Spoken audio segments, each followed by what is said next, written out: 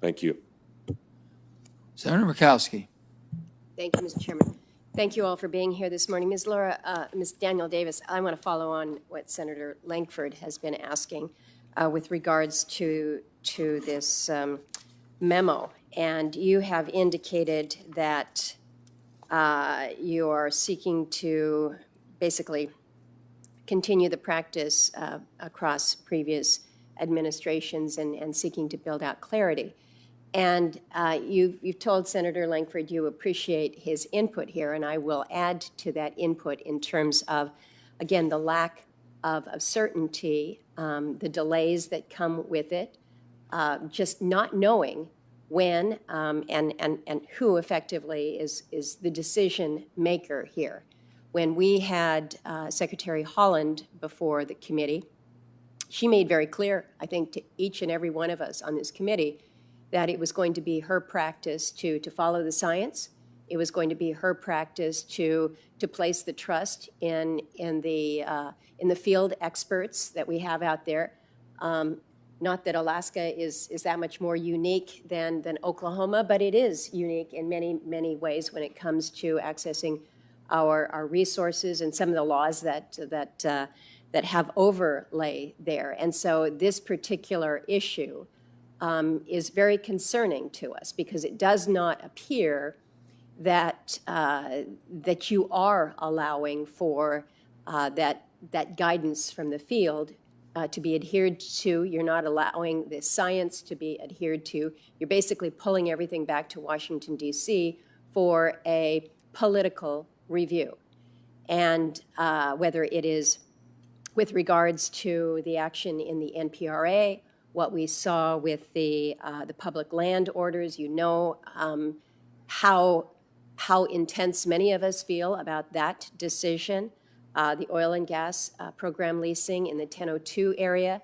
So I'm not certain that your response to Senator Lankford has provided any more clarity to me about what you really mean this process to be, because the direction that you seem to be taking, that the administration seems to be taking, is that we're going to pull things back to Washington, D.C., and if it takes longer, it takes longer. And if those that are seeking to invest the capital look at this and say this isn't worth the investment, it is kind of a, well, that's too bad type of an approach.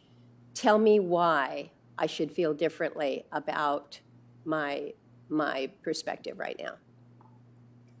Thank you so much, Senator, for the question. It's nice to see you again. I think that generally we are committed to following the science. We're committed to following the law. Specific to the permitting issues that have been raised, I'm not aware of any ongoing permitting delays. So I want to be clear about that in terms of the work that is done at the state level and the work that those offices do. If we can, I'm sure we'd be happy to provide some examples. And Senator Lankford, I'm sure you can probably provide some from Oklahoma as well. And again, there is a concern that it used to be that you could count on your Alaska BLM folks. You could go to them, you walk it through, and you can get an answer back. We're not seeing that anymore.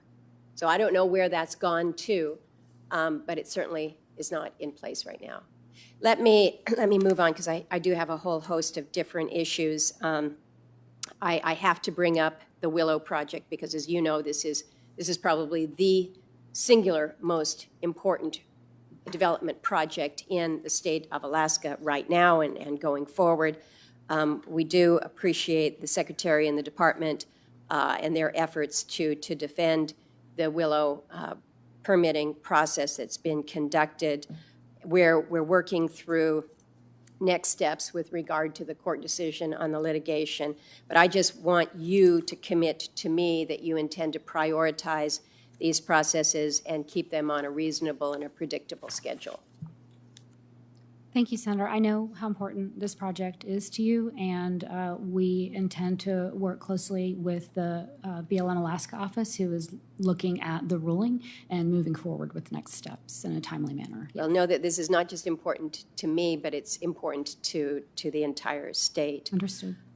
During our meeting a couple months ago now, I raised my frustration, and I think you sense not only frustration, but real anger about some of the reports that I had received regarding virtual consultations held by BLM with some of our Native tribes and corporations to discuss the potential revocations or modifications of our public land orders. And I raised these concerns about these tribal consultations because we had learned that there were uninvited environmental organizations that were listening in on these consultations, including a former employee of one of the BLM political officials that was leading the consultation. You indicated that you agreed that this was absolutely inappropriate. You would find out what was going on. You'd report back to us. So this is now your opportunity to report back to us. What did you do when you got back to the department and raised this? And how can you assure me that that really you are going to take tribal consultation as seriously as it needs to be if you're confirmed? Thank you, Senator. I appreciated your raising that issue to me because, as I said to you at the time, and I'll reiterate here, it is inconsistent with appropriate formal consultation practice to have anyone other than tribal leaders or tribal member that the leader has asked to appear, or, as you know, sometimes, sort of a consultant or a lawyer may appear, but again, as asked to by the tribal leader. So I did go back and ask and understood that it may have been that the folks managing the consultation weren't aware in a timely manner of sort of unauthorized people on the phone. Do you find that acceptable? I don't. And what we did is we have reminded everyone of the ground rules for formal consultation, and we have also reminded people that it's sort of imperative to police such things and that they have the ability and should exercise it to dump people off the call. I guess I'll say it that way. And we have had to, talk about this across the department because, as you know, every program is engaging in formal tribal consultation. So I appreciate, again, you're bringing it to our attention. It's allowed us in this remote environment to make what we think and hope are improvements to the consultation process. We do take it very seriously. Well, you should take it seriously. I found it shocking, just really shocking and disturbing, and it just sends a message, unfortunately, that the consultation is not is not being handled in a manner that most of us would expect. Mr. Chairman, I have several more questions. My time has expired, so I will submit these for the record. But Ms. Daniels, you had indicated in response to a previous senator here that this oil and gas report that we have been waiting for was going to be in early summer. Secretary Holland testified before the committee that it's being finalized internally. We're going to be seeing it very soon. I'm told that in your response to yet another inquiry today, you say it's going to be out here soon. I've given up asking on this because it's almost laughable at this point in time in terms of what the answers are. So I'm assuming you still don't have anything more definitive that you can give in terms of an actual date that we can look forward to. So thanks for the opportunity to talk about where we are in the process. And as I said previously, a report like this that occurs at the direction of an executive or of the president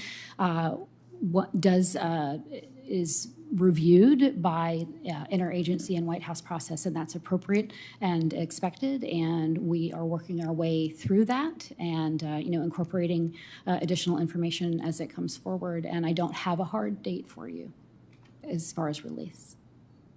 Sounds like it's taking even longer than the Secretary had thought earlier this summer. Mr. Chairman, my time has expired. Thank you.